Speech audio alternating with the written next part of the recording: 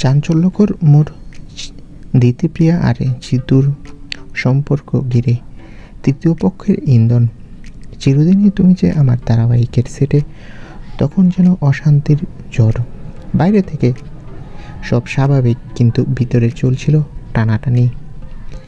কে সে, সেই তৃতীয় ব্যক্তি? কে এই মানুষ?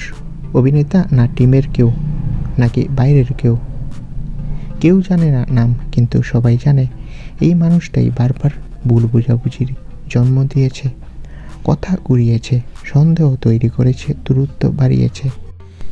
দিতিপ্রিয়া ধীরে ধীরে মানসিক চাপ সহ্য করতে পারছিলেন না। অভিনয় ছেড়ে বেরিয়ে যাওয়ার সিদ্ধান্তটা সহজ ছিল না, কিন্তু শেষমেশ সেটাই একমাত্র রাস্তা হয়ে দাঁড়ায়। এখন ধারাবাহিকের ভবিষ্যৎ অনিশ্চিত।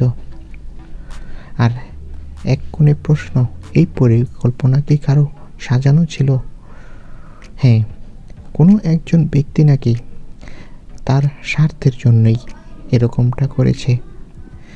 জিতু দিতিপ্রিয়ার মাঝে ভুল বুঝাবুঝি তৈরি করেছে। তো বন্ধুরা, এই বিষয়ে তোমাদের মন্তব্য কি? কমেন্ট করে জানাও। ধন্যবাদ।